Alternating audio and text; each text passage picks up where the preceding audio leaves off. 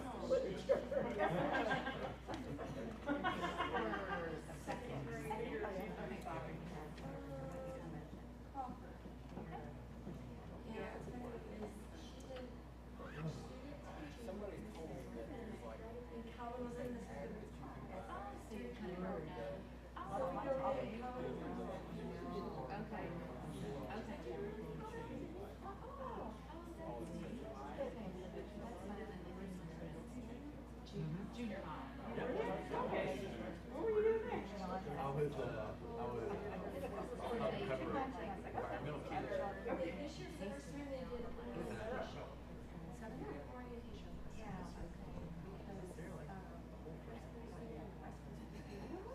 Yeah. Good evening. It's about 3 minutes late, which means it's a minute till time to begin. One last of my late jokes. Glad to be back among the living and standing up and feeling better. Second COVID was a little worse than first COVID for me, but still not as bad as a lot of folks got, so I'm content. As long as there's not third COVID, I don't want that. I'm done. I was done after the first one, but apparently it wasn't done with me. We're going to start new class tonight, as you may have gathered since you're here. Thanks to all the people that filled in for me last week and over the weekend. I'll introduce the class in just a minute, but first I was going to ask Timothy if he would say a word of prayer, and then we'll get started.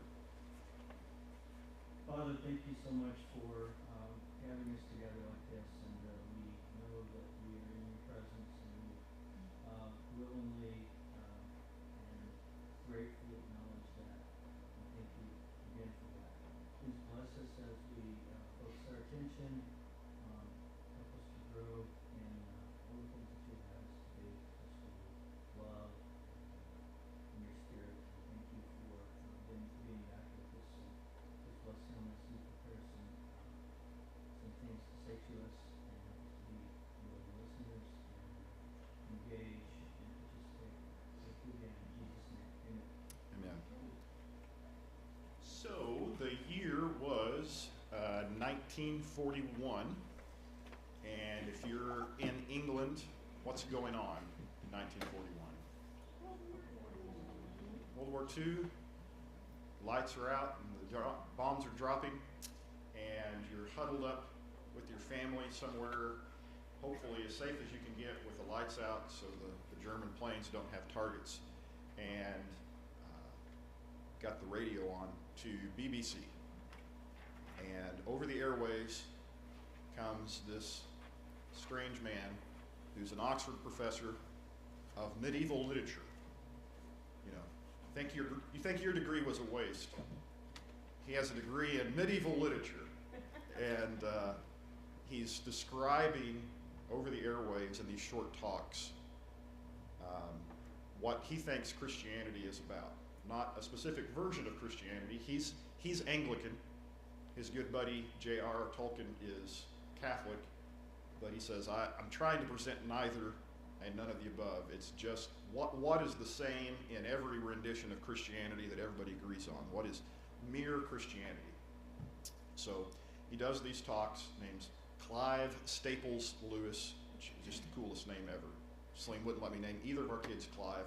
Calvin is as close as I got.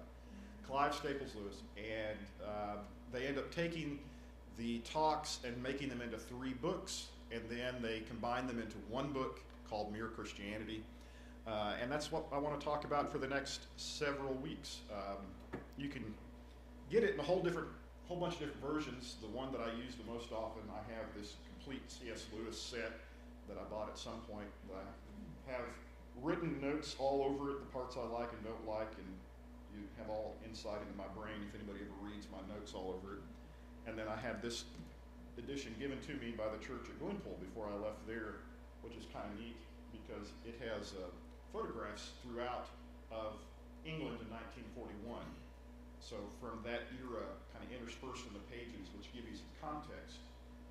It's a fascinating book because it resonates with us today, I think, as we go through it really well. And yet it was set in a really dark and murky context.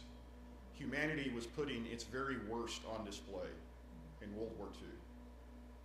And here's this guy on the radio saying, you know what's great? Christianity. Let's talk about that. And the section we're going to do, there's 4 different sections of the talks.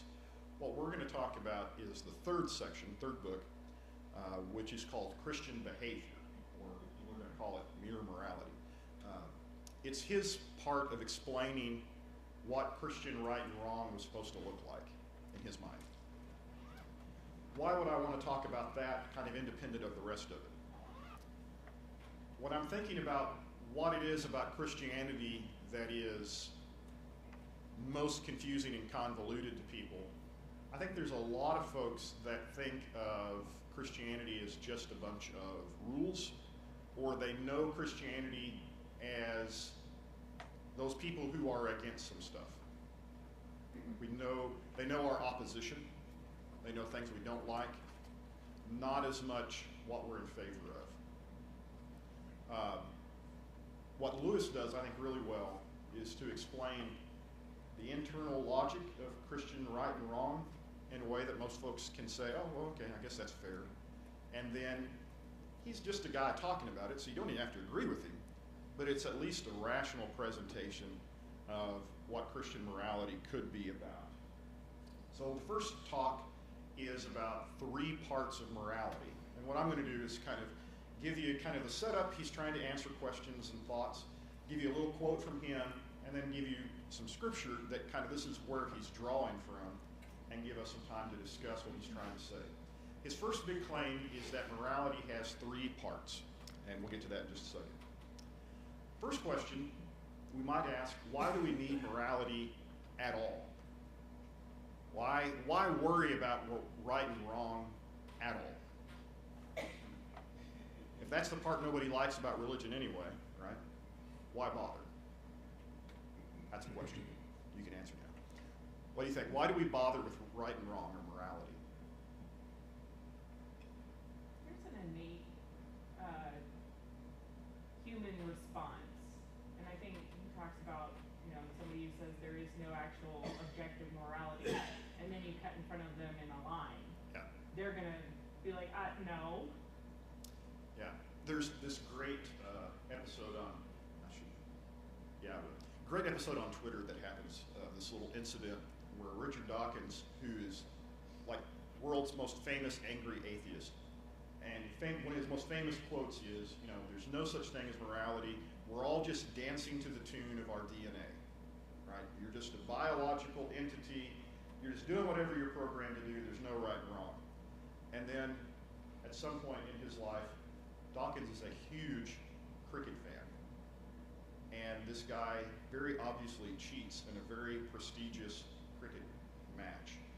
And Dawkins is all over Twitter complaining about the indecency and immorality of cheating at this game, and all the Christians kept tweeting back, just dancing to the tune of his DNA. I mean, how can you not care about right and wrong except in cricket, right?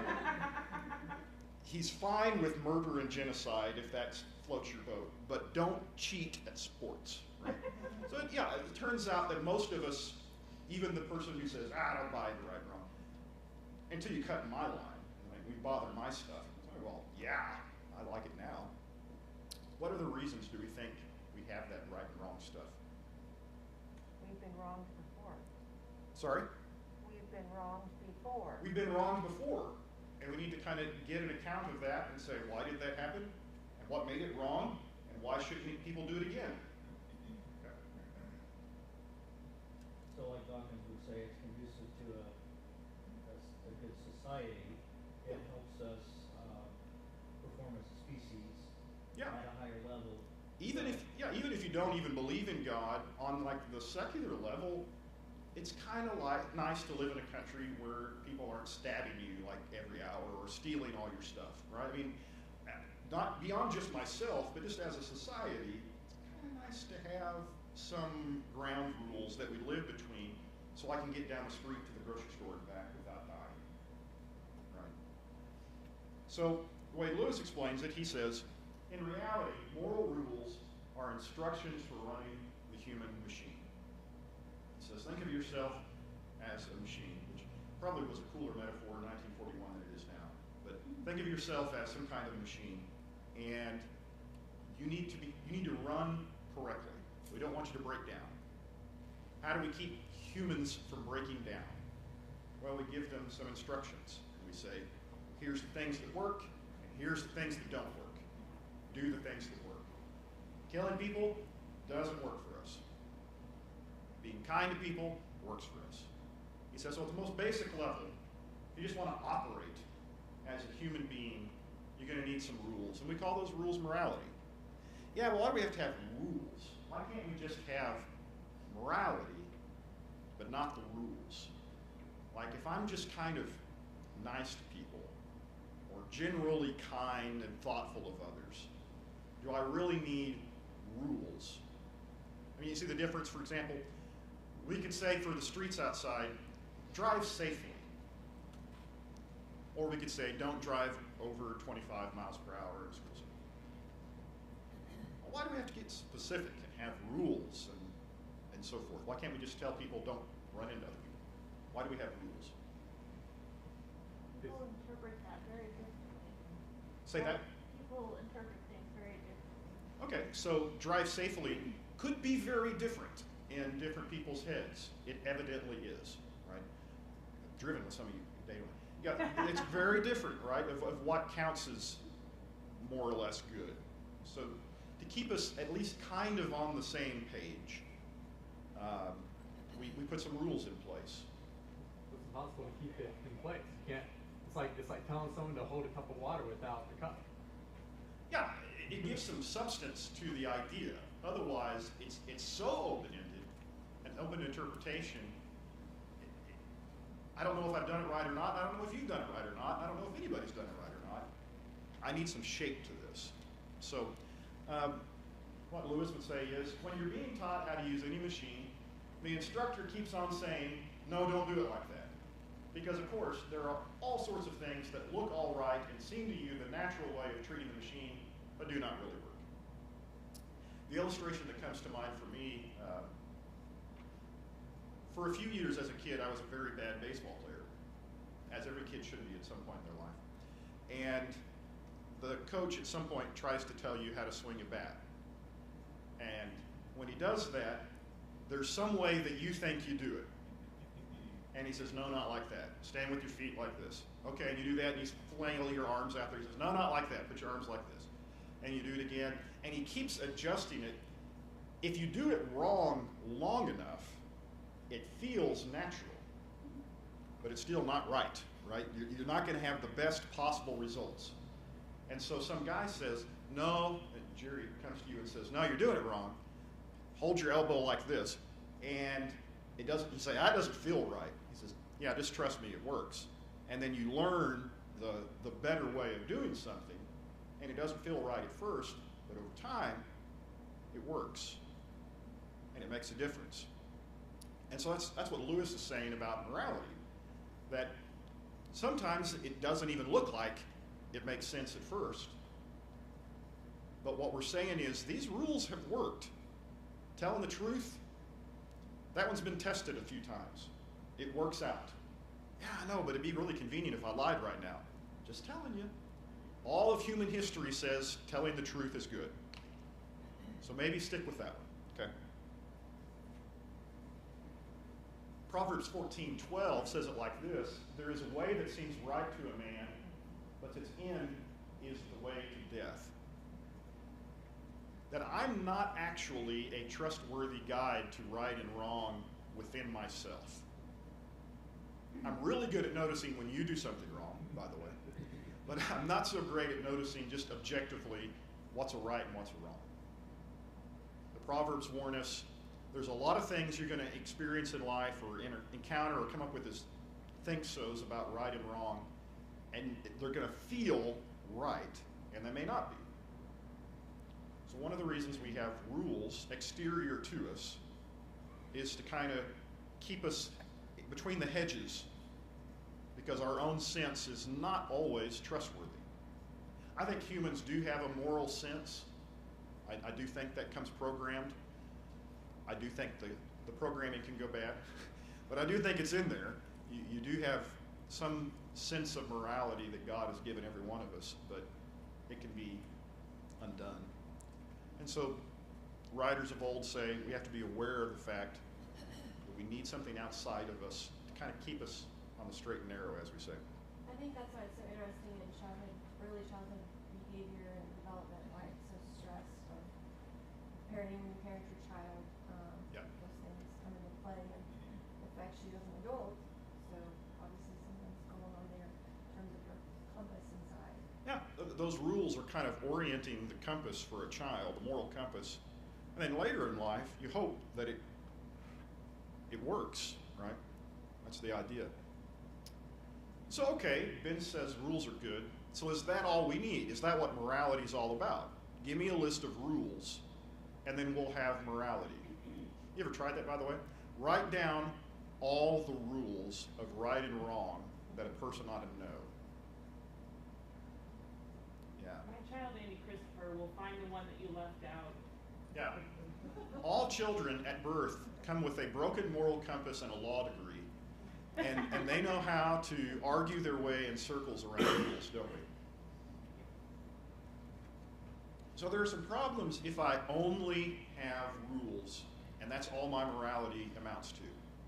And let me say that's one of the probably biggest gripes, and maybe the most legitimate gripe about Christianity and morality, is that sometimes Christians reduce their morality to a set of rules, and they say, okay, there's my rules, and they don't know what they're for, and they don't know what to do with them, they just have rules. And that's not a really impressive way to do right and wrong. So what C.S. Lewis says, that's not how Christians are supposed to do it. Why? Number one, rules can be twisted and misunderstood. Again, if you're a parent, have you given a kid a rule, but they managed to keep the letter of the rule without actually doing anything you wanted? Yeah, again, they come born with that kind of evil genius. I don't know. It's before I had kids, I didn't believe in total hereditary depravity, but now I wonder, because they're very clever at getting around rules and saying, well, technically, go run the vacuum in your room. Well, it was on, and it was in my room, but no vacuuming actually happened. So that's not new. And in the moral sense, think about our friends the Pharisees or the scribes in the New Testament. Matthew 23:23, Jesus rebukes them. Woe to you, scribes and Pharisees, hypocrites, for you tithe mint and dill and cumin, and have neglected the weightier matters of the law, justice and mercy and faithfulness. These you ought to have done without neglecting the others. He says, yeah, you had some rules, even some very specific rules. You don't have them in order. And in fact, you manage to use some to neglect others. So even while meticulously following some of their rules, they weren't being very morally good. And that's Jesus' complaint. So rules aren't going to be enough. The second problem is you can never have enough rules. And you know this, as your kids grow up, you start out with negative rules, don't do this. But it requires an infinite number of negative rules to really build the fence where you want it. Because there's always one more thing that you haven't nailed down, right? Can you imagine the size of a Bible if God had decided to list for all of human history everything he didn't want you to do? Like in excruciating detail. That wouldn't make sense to read. For one thing, it would be funny to have people in Corinth saying, now this is the book about the internet that hasn't come yet, but when it gets here, here's how to comment on Facebook. We don't know what that is, but here it is. That rule is not going to be able to be written that wheelbarrow to carry the scrolls in. It's not going to be able to be written that way. You'll never have enough rules to really say everything you want to say about morality right now. So you need some. They can't do the job for you. Rules are like kind of the guide rails on the highway, where there's a spot where people are inclined to fly off the road. You put some of those metal rails up. But more often than not, you don't have hundreds of miles of metal, on every square inch of the highway forcing you to go one way or the other. You say, okay, keep it between these lines, and on this curve, don't fly off. Because you just can't put a sign everywhere that somebody could do something stupid. Imagine that. Don't swerve here. Don't swerve there. Don't swerve here. It'd be impossible. It'd be silly. Furthermore, another problem with rules, number 3, that Lewis points out, a mistake in one rule compounds the problem elsewhere. Rules kind of stack on top of each other like math. Okay? So, I, for a lot of years, taught adjunct physics and astronomy, and I love kinematic problem-solving assignments. I'm like the only person on the planet that thinks those are fun. But there's lots of steps involved. And so for any one problem, you're going to have a whole page worth of work. And when I teach it, I tell the students, I know this is a pain, but I want you to write out every step for me. Because I want to give you points. Even if the answer's wrong, if I can see where you went wrong, I'll give you points for all the rest of it. So if you take my physics class, no kidding, you get a point for drawing a picture, a stick figure at the beginning of the problem, and labeling it correctly. Like, drop a man off a cliff. Stick figure, cliff, down, right? 2 points. Really generous. What equation do you think you ought to use? Well, maybe this one. 2 points. You picked an equation. I'm really generous. You can get 80% of the points and get the wrong answer in my physics class, my process. But there's always some kid who's way too smart and way too lazy and just writes down the answer at the end, which is great, except when he's wrong. Because he made a mistake in step 1, and I can't see any other steps. I can't tell him how to fix it because he did the first step of addition wrong or something, right? Or he put the arrow in the wrong direction. Okay. Negative sign in the wrong place. And that's kind of how morality works too. If you decide hurting other people is okay, does it really matter what your second rule is? It's not going to come out okay. If you decide, rule number 1, do whatever's best for me. Rule number 2 may be great, but it's not going to work out. So with rules, getting one wrong, and you get way off in the weeds in a hurry. Okay? Think about following a map or listening to your GPS. If you take one wrong turn, there's those course corrections, they get messy. Okay? Furthermore, and this is actually the most important thing that Lewis wants to tell us, rules don't answer the question morality is really all about. Which gets back to his initial point. What are you supposed to be doing? How does this human machine work? How do I live a good life? Rules keep you from flying off the highway. They don't tell you where you're going. They certainly don't help you enjoy the trip. Rules keep us safe within some boundaries, but they don't answer the big questions.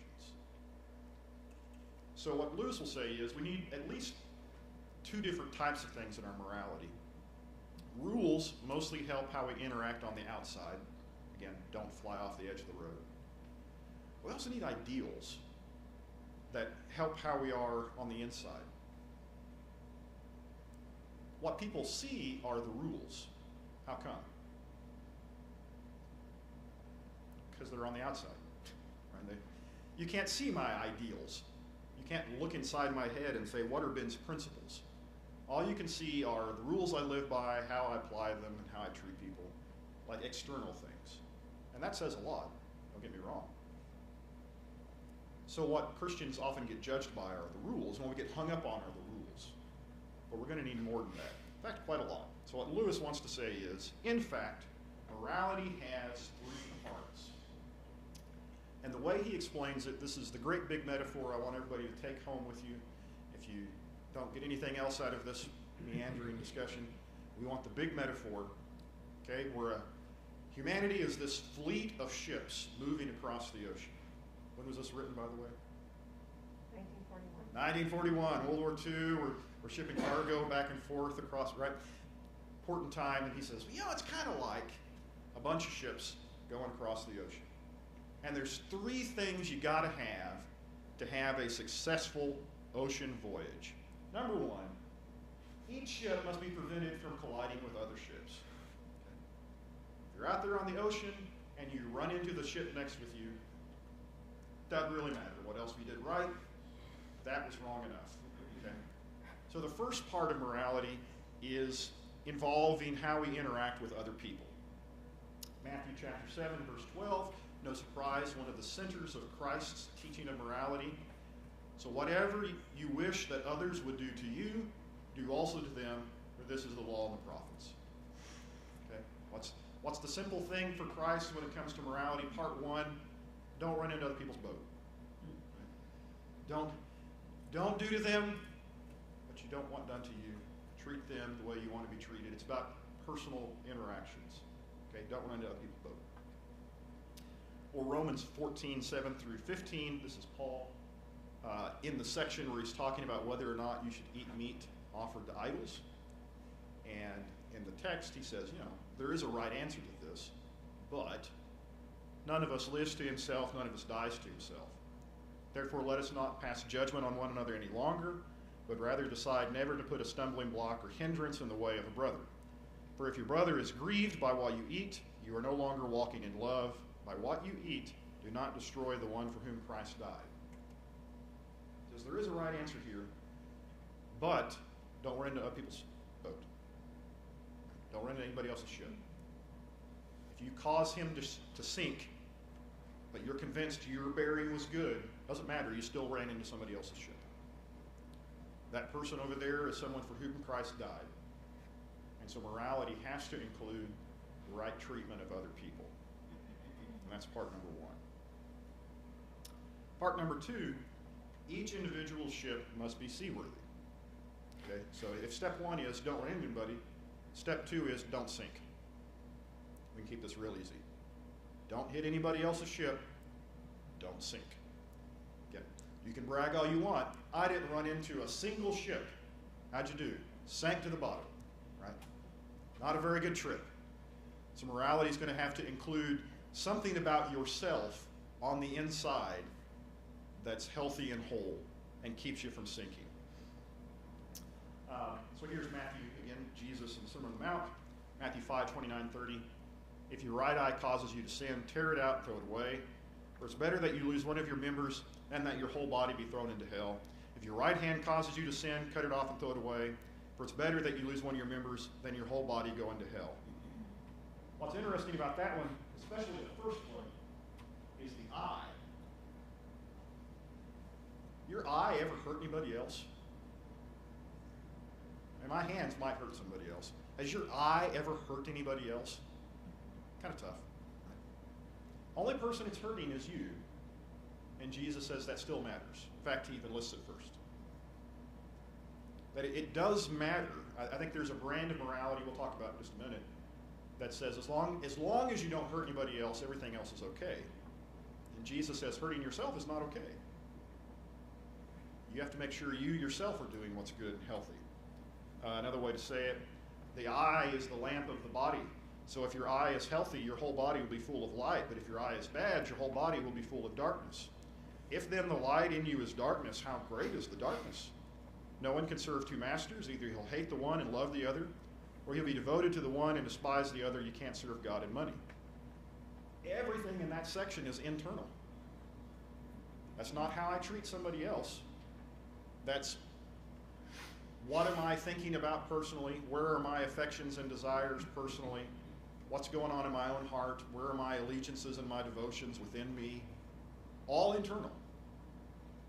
And Jesus says, yeah, that part of morality does matter. Does Jesus think you should treat other people well? Yes, he does. Does he think it matters what kind of person you are when nobody's looking? Yeah, it does. Both of those are pertaining to morality.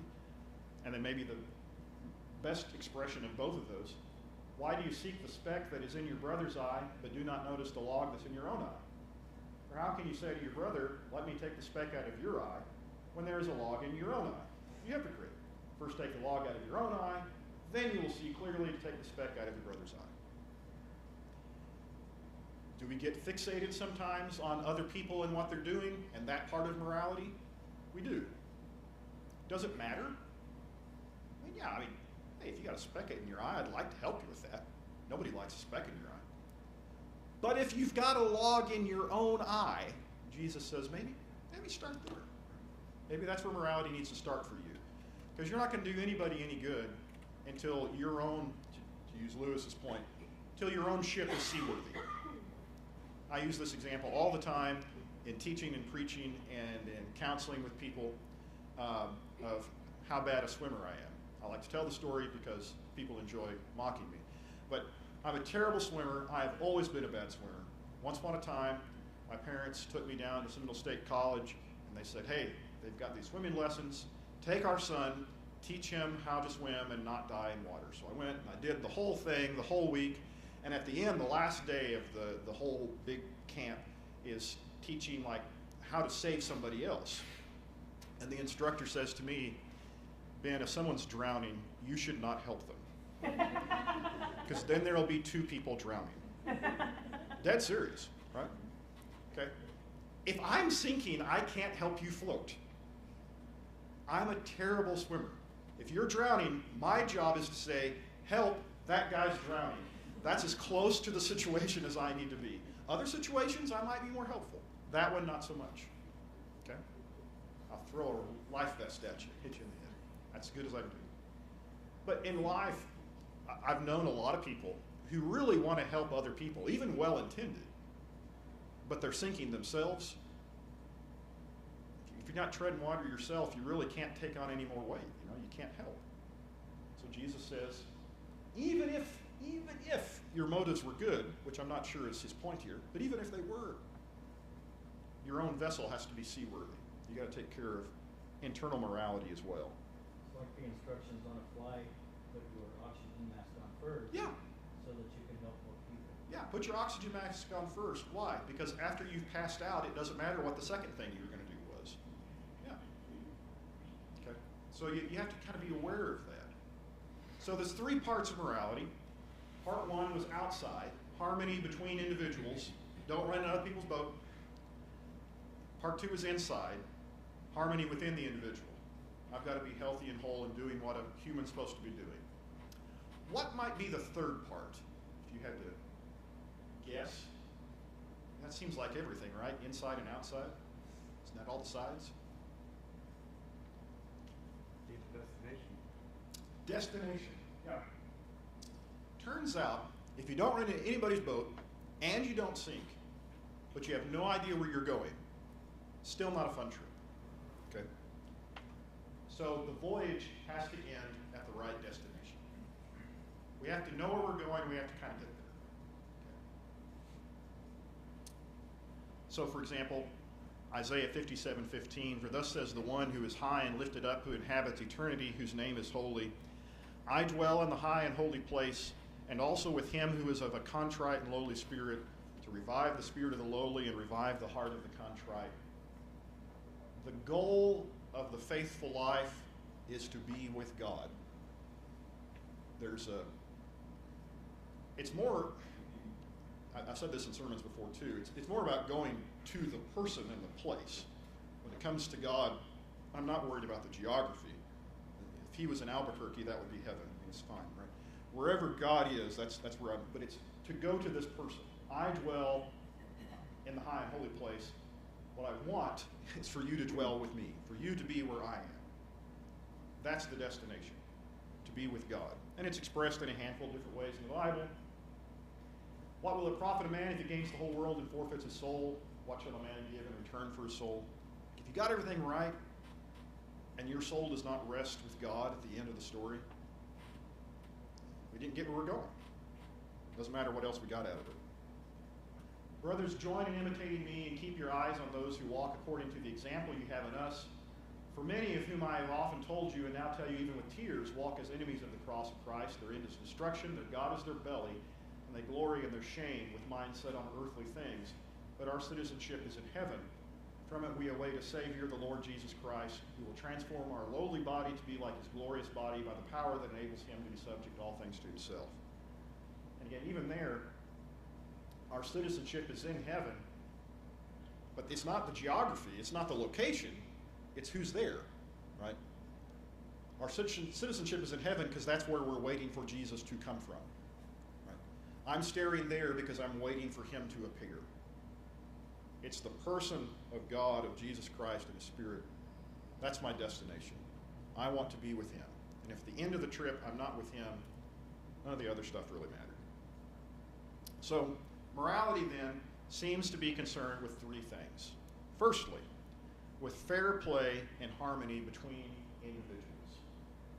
Secondly, with what might be called tidying up or harmonizing the things inside each individual. And thirdly, with the general purpose of a human life as a whole. What man was made for. What course the whole fleet ought to be on. What tune the conductor of the band wants to play.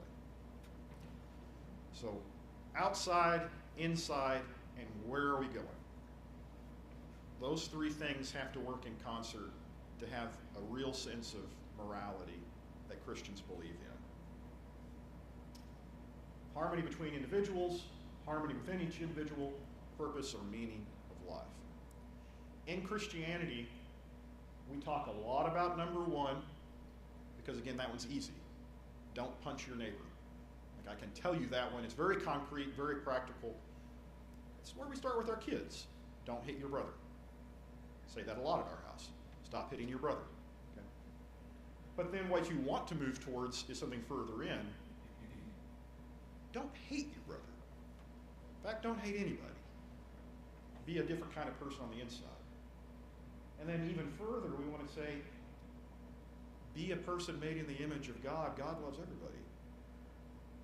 Be that kind of person. There's a goal to your life, to imitate God, to be like him. So that's what makes a whole shape of morality. Doesn't mean any of it's unimportant. It's just we tend to emphasize one bit or the other depending on what kind of mood we're in. What happens when we don't have all three components? Okay. All manner of chaos. And we can see different versions of this. Suppose we decide we don't want any rules at all. Again, as I said at the beginning, nobody actually wants to live that way. Outback Steakhouse, what's the motto? No rules, just right. So if I pick up my steak and throw it at my waiter, and he gets mad, I'm like, hey, no rules. Just right. If I walk out and don't pay, hey, no rules, just right. I mean, they want a fun, free atmosphere, but at the end of the day, there are some rules, like pay for your dinner. Don't punch your waiter, right? There's going to be rules, because otherwise we can't have a good time without it. The Corinthians had moral anarchy, right? We're just, hey, it's legal, it's okay. And a lot of 1 Corinthians chapter 6 in particular is Paul trying to say, there's more to being a human, never mind being a Christian, than just what happens to be legal today. We're going to need more to morality than that.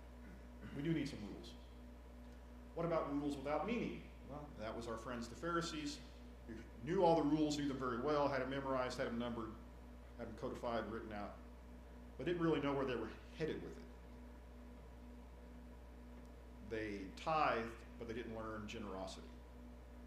See the difference? Like they were getting some things right, but not meaning and ideals. You could have a no harm, no foul philosophy, which I think is probably one of the more common views of morality today, that as long as I don't hurt anybody else, what does it matter to you what I do? Well, sinking ships don't run into each other. They're still sinking. It's not good. There's more than one way to mess up the ship. Just the fact that you didn't hurt anybody else doesn't mean that you're doing what a ship should be doing. There's something to it. Self-centered piety. Maybe if I just get myself right, the rest of y'all don't matter. That's real easy to do, certainly in religion. Get very internally focused. My ship is not sinking. Who cares about the rest of you ships? Right? Or even the end justifies the mean. I've got the right destination. Does it really matter if I run into anybody and everybody drowns on the way there? As long as we're headed the right way. Yeah, it kind of does matter if you run into the other boats on the way there. So what we're going to need, really, are all three parts. I'm not going to run into somebody else. I'm not going to sink. And I'm going the right direction. It's what makes for good morality.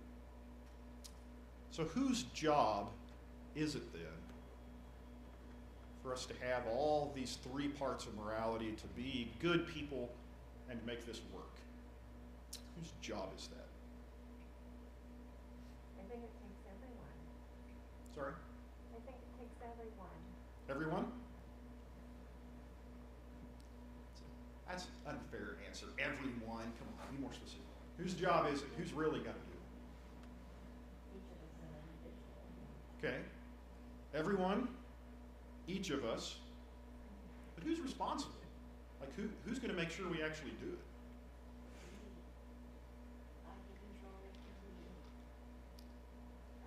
What about everybody else? I mean, all you can do is keep your ship from running into me. You can't keep my ship from running into you. So we're all just going to run into each other? That's the plan? Who's going to make sure this works? Are we looking for the answer being God in His Word? I'm just asking questions today. just so, you know what they say in kids' praise thing, the answer's always going to be God. The answer's going to be God eventually if we get to it. Right?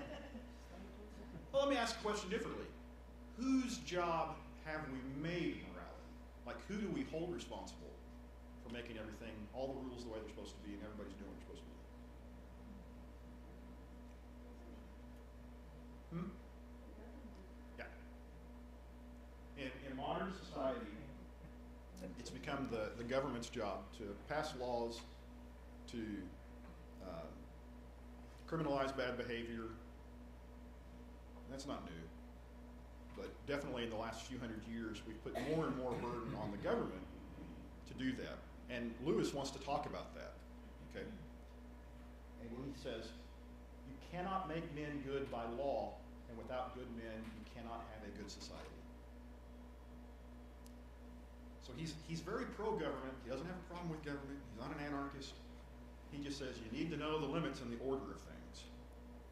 If you want the British government in 1941 to make everybody good, the only way that the government's going to be any good is if the rules are good. The only way the rules are going to be any good is that the people who make the rules are good. And they aren't good.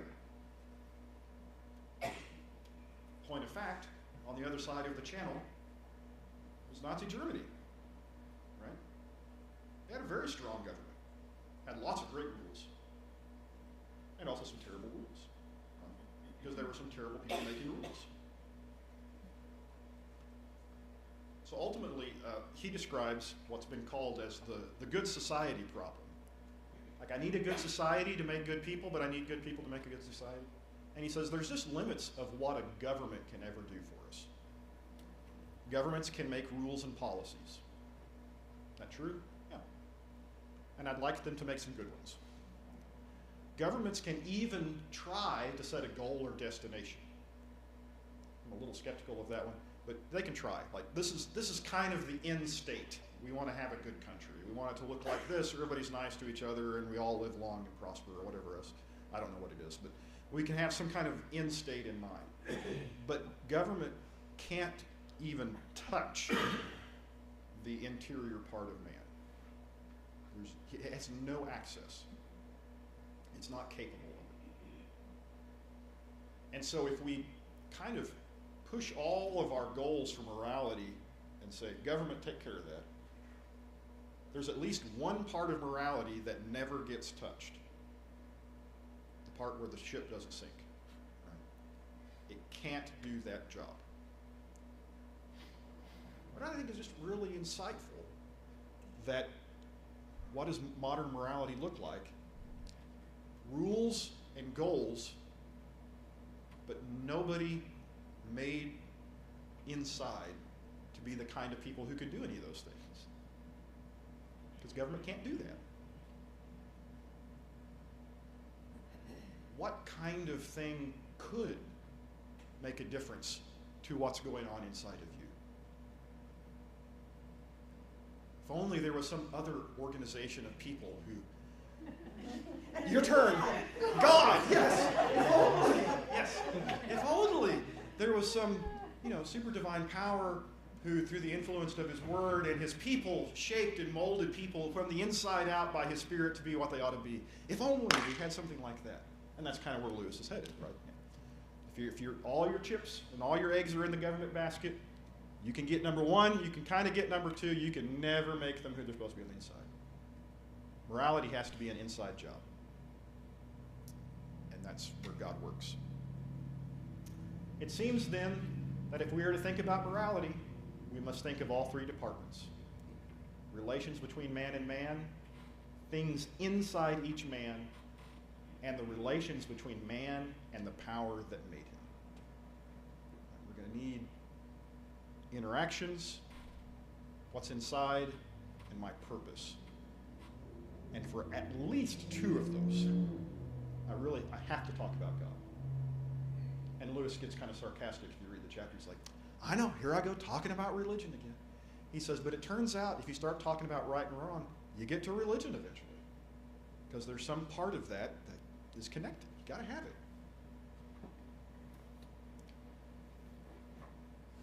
Okay, so we got 10 or 12 minutes left. So that's my summary. You can go read it on your own. But that's the basic sense of what he thinks morality is all about. Okay, what it looks like. So here are my questions for you, or you throw out your own questions and ignore me, as you often do. Number one, do you agree with Lewis's explanation of the purpose of rules? Is that what it is? Is that fair? Is he too hard on rules? Is he too soft on rules? Rules good, rules bad? I'm going to talk about rules. I had a professor who was very keen on what's called command-based ethics, which is rule-based. Everything is rule-based. And so anytime I would throw out Lewis or any of these guys that were like, yeah, I'm going to need more of the rules, he says, well, they're wrong about that. And would write it in the margin of my essays. So maybe you're that way. Okay. Number two, is there more or less to Christian morality than Lewis thinks? If so, what did he put in there that didn't need to be there? What did he leave out that should have been added? What else do we need to talk about? And number three, if that's what morality is, let's say he's right for a minute. Got to have those three things, and apparently we need some kind of God involved to make that work. Is it possible for this view of Christian morality to flourish in a secular or pluralistic society? I.e., the society we live in isn't particularly sold on the idea that there is a top-down morality from God that's going to guide everybody. That's an option for you personally, but on like the national level, we're just like, that's not how we're going to organize things. On purpose, from the founding, that's the idea. Okay. So is it possible then, if God has to be involved in morality, and we've said from the outset, we're going to set God kind of over in this corner, is it even possible then? Are we doomed? Should we all go home and cry? Or do you have some good news for us? Those are my questions. And then you have yours that have nothing to do with what I said. So, what do you think? We can only flourish in a secular and pluralistic society within the church if the church is faithful. Otherwise, you have what we have today. So the typical, Christ answer. But like our brand of Christian heritage, our answer has been, yes, we can do it amongst ourselves. The Anabaptists, where some of our heritage comes from, a lot of them just said, we're not going to participate in government as a whole. David Lipscomb, probably the most notable Church of Christ preacher of his period of time, said, don't vote, don't go to war, don't be in the military. If you can get away with not paying taxes, don't do that either. Don't be involved in government. Government's the devil. Stay out of it. We'll just be good amongst ourselves, and we'll let Sodom and Gomorrah burn. Right? That's a little bit much. Sorry. Even Lipscomb didn't go quite that far, but close. So, I mean, one option, and I don't know that's what you were saying, but one option is to say, okay, well, we can do it amongst ourselves. Then what happens to everything else, and that's, so okay, then we start saying, so how involved, we're going to do it amongst ourselves, how involved am I going to be in the folks that aren't playing the same game I am? Remembering that influence always goes both ways. For me to be a good influence on my society opens me up to having a bad influence work the other direction on me. That's just the challenge of the good society problem of how do you do it? Well, the question is, can it flourish in the wider society? Yeah. And outside of it, no, it can't. Now, the church can, like I said, can influence it, can be a positive force, but only as far as it is faithful to God and Scripture. Once it stops doing that, it loses all influence that it would have, and instead the river flows the other way. Yeah. I think of Daniel in Babylon as an example of, can Daniel be a good influence on Babylon? Sure. Can he make the lives of people better in Babylon?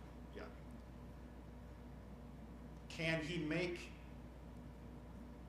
Nebuchadnezzar's paganism good? No. I mean, it's not healthy, it's bad. Nebuchadnezzar wants to serve God, he can influence him in that direction. There's a limit of how good a system that starts out with not God can be. At best, you could get to maybe neutral. Paul in 1 Timothy 2 says, pray that we may live a quiet life. We will never make LGBT ideology good. We won't. It's not compatible. But as far as we can influence people into what is right, what's true, sure. But that's only going to go so far. Daniel and Babylon. He can be a good influence, but it's only going to go so far.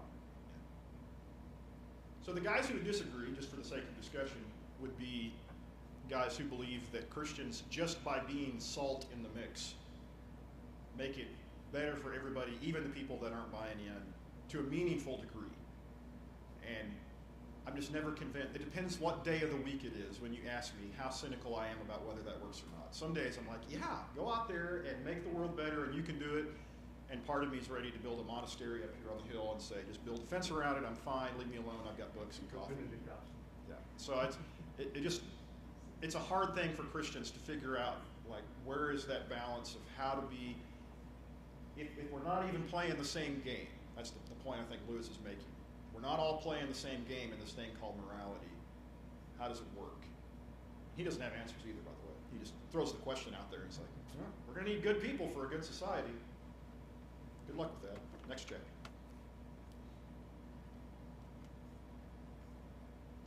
What else? If you have rules, you have to have consequences. And for Christian morality to work, you have to have grace, because if you say you know you messed up on one of the rules, you can't just write yourself off and say, oh, well, none of the rules matter now. I've already missed the destination. Yeah, that's a good conversation to add to this. Kind of in between two extremes again. Got to have consequences for rules, or it didn't matter. On the other hand, if the consequences are absolute, everybody who who fails, let's not even say mistake, everyone who morally fails the first time is done. You can't get to your destination. That makes the rest of the trip kind of pointless. I think that's where the church seems to work on grace. Yeah. I'm saying like that. Even in my own life, I've known people who checked out of church because of that. I missed that or messed that up. What about them? And I think that goes where as Christians, we're going to have to find a way to show grace, love, and still find a way to say, well, we'll still apply right again. Yeah. Well, if the ship reaches a hole in the military, say you're in the military, they don't say, oops, hole breach is going down, whatever. Yeah. They fix it. They bring out the patch. They have ways, they work on ways to fix the failures that they can keep going. If only there was somebody who could repair our ship, help the ships we ran into, and rechart our course. Janet, it's you. Who could do that? God, yes, yeah. And that's what we need. And that's the part of morality, and there is a whole section in this, by the way, later on forgiveness, where he says that's the part of morality that really only Christianity offers the world. Every religion on the planet tells you how to do it right.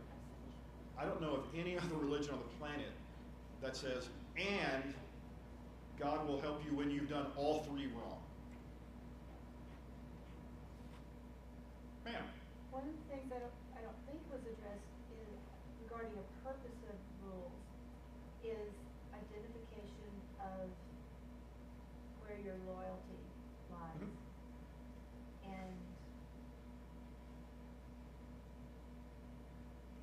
And that's a whole big conversation. It is. I mean, and sometimes that's helpful for me when I'm talking to somebody. This could take us in a whole other strange direction. But I'll say, there is such a thing as Christian morality. What do you mean? It's what identifies you as a Christian. I mean, I live this way because I believe in Jesus and these things. You don't, and so it's kind of hard for me to expect you. I'm not saying it would not even necessarily make sense for you to do all the same things I'm doing. But for a follower of Christ, this would be the only way it could be, because of who he is and who we're identified in him. You can't follow a crucified man and then go out and crucify people. You know what I mean? Like, you can't, there's only so many things you can do and still be a follower of Christ. He says, love everybody, and you're like, hate everyone. So you're not on the same team.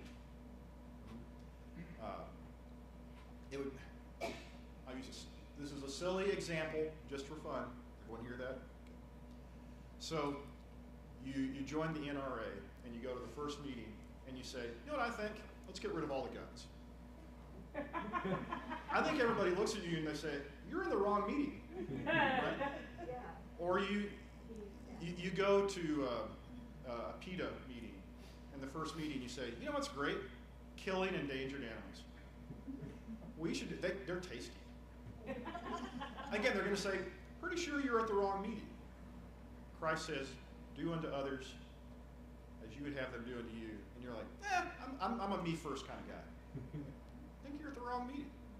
There is an identity to Christian thought. It's going to have you have to buy in. Yeah, sir.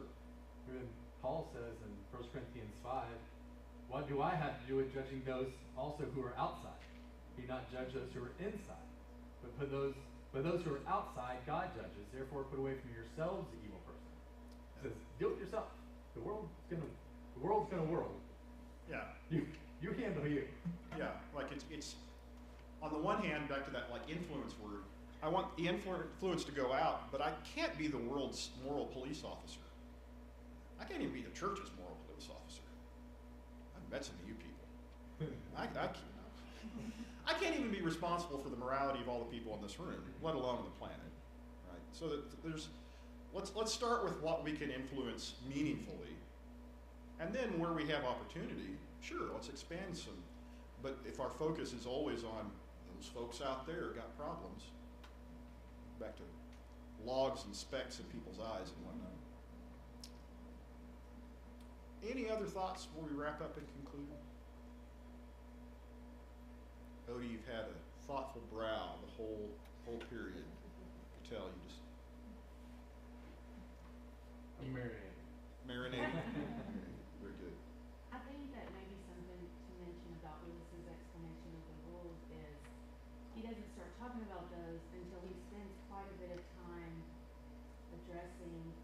plight that we're in as humans, how we do have this Yeah. feeling inside of us that there is a right and wrong, and we're not doing that.